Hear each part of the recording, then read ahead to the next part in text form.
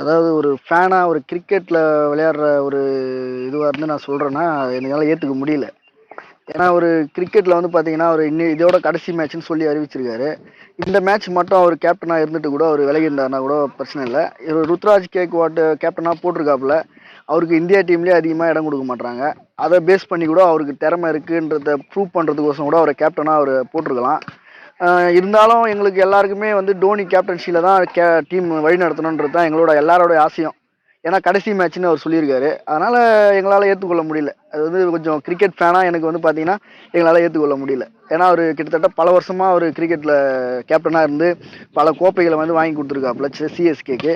அப்படி இருக்கும்போது அவர் கேப்டன்சி இல்லைன்னும் போது எங்களுக்கு கொஞ்சம் நெருடலாக தான் இருக்கு. இப்போ ஏற்கனவே ஜடேஜா வந்து கேப்டன்சி பண்ணாரு டோனி இடையில ஒரு சீரீஸ் வந்து அது ரொம்ப வீக்கா இருந்தது. இப்ப திரும்ப வந்து வெளியே போறேன்னு சொல்லியிருக்காப்புல.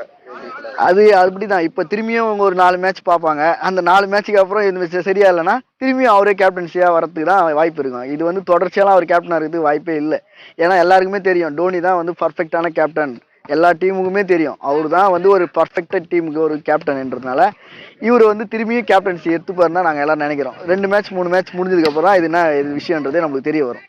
இப்போ நாளைக்கு மேட்ச் ஆர்சிபி சிஎஸ்கே மேட்ச் இருக்கு, ஃபர்ஸ்ட் மேட்ச் இருக்கு. ஆமா, இன்னைக்கு வந்து அனௌன்ஸ்மெண்ட் வரது உங்களுக்கு எப்படி ஃபீல் ஆகும்? அதாவது இன்னைக்கு அனௌன்ஸ்மெண்ட் வரது தான் எங்களால் ஏற்றுக்கவே முடியல. இதை முன்கூட்டியே அறிவிச்சிருந்தாங்கன்னா கூட நாங்கள் ஒரு ஃபேன் பாயா எல்லாமே ட்விட்டர் அது இதுன்னு போட்டு அவரை எப்படின்னா வரல வச்சுட்டு இருப்போம் உள்ள. ஆனால் திடீர்னு இன்னைக்கு போடுவோன்றது எங்களால் ஏற்றுக்கொள்ள முடியாத ஒன்று. ஏன்னா எங்களுக்கு விருப்பமே இல்லை, இதில் சுத்தமாக எங்களுக்கு ஒரு விருப்பமே இல்லை. டோனி தான் எப்பவுமே கேப்டன். இந்தியா டீமால் அவர் வெளியே போயிட்டாருனா கூட அவர் தான் நம்ம இந்தியா டீமோட மெயின் கேப்டன். அவர் தான் எங்களோட வாழ்நாள் கேப்டன். இந்த ஐபிஎல் பார்த்தீங்கன்னா சிஎஸ்கே பொறுத்த வரைக்கும் தோனியை கேப்டன்ஷிப்லேருந்து எடுத்துட்டாங்க.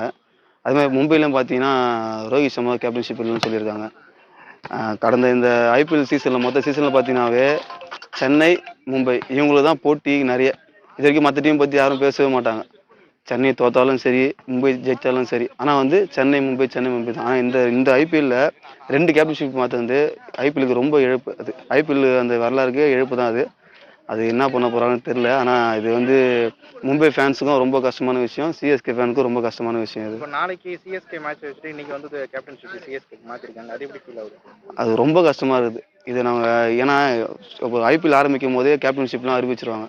அப்போவே சொல்லியிருந்தா கூட பரவாயில்ல. ஆனால் இப்போ திடீர்னு வந்து தோனி கேப்டன்ஷிப் இல்லைன்னும் போது தான் சிஎஸ்கே ரசிகரோட தோனி ரசிகர் தான் அதிகம்.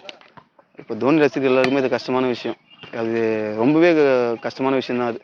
தோனி தலைமையா அப்படின்னு தோனி தலைமையில் ஒரு டீம் விளையாடுது அப்படின்னா அது வேற. தோனி அதில் ஒருத்தர் விளையாடுறான்றது அது வேற. அதனால் தோனி தலைமையில் மட்டும் தான் சிஎஸ்கே நடக்கணும். அதுதான் எங்களுக்கு வேணும். இதுதான் எங்களோட வேண்டுகோளே. அவர் தோனியோட மிகப்பெரிய ஃபேனு. அவர் வந்து இத்தனை நாள் வந்து நம்மளுக்கு இவ்வளோ கப்பெல்லாம் ஜெயிச்சு கொடுத்துருக்காரு. நல்ல கேப்டன்ஷிப் பண்ணியிருக்காரு. பெஸ்ட்டு கேப்டன்ற ஒரு பேரை வாங்கியிருக்காரு. அவருக்கு இருக்கிற ஃபேன் பேஸு ரொம்ப அதிகம். அவருக்கு நாளைக்கு மேட்ச் வச்சுட்டு இன்றைக்கி கேப்டன்சி விளக்குனது தான் கொஞ்சம் கஷ்டமாக இருக்குது. மற்றபடி அவர் யங்ஸ்டர்ஸ்க்கு வாய்ப்பு கொடுத்தது ரொம்ப பெரிய விஷயம். எந்த ஒரு கேப்டனாக இருந்தாலும் அதை பண்ண மாட்டாங்க. லாஸ்ட்டு இயர் வந்து அவங்க பண்ணிட்டு போகணுன்னு சொல்லிட்டு தான் நினைப்பாங்க. ஆனால் இவர் அந்த மாதிரி விட்டு கொடுத்து ருத்ராஜ் கேப்டன்சி கொடுத்தது வந்து ரொம்ப பெரிய விஷயம். அவங்களும் நல்லா கற்றுக்கிட்டு அடுத்த வருஷம் தோனி இல்லாமல் ஆடும்போது அவங்களுக்கு ஒரு நல்ல இது யூஸ்ஃபுல்லாக இருக்கும் கற்றுக்கிட்டா. ஏற்கனவே ஜடேஜாவை கேப்டனாக போட்டு நிறைய சொதப்பல் வந்து நடந்தது. இப்போ ருத்ராஜ் இப்போ போட்டிருக்காங்க. சொதப்பல் வருமா? எப்படி ஃபீல் பண்ணுறீங்க? இது இல்லைன்னா இருக்குது, கற்றுக்கிட்டா அவங்களுக்கு தானே யூஸு. அதில் ஒன்றும் பிரச்சனை இல்லை. அது மேட்ச்சு தோக்குறாங்களோ ஜெயிக்கிறாங்களோ அவங்க கற்றுக்கிட்டா அது நல்ல விஷயம் தான்.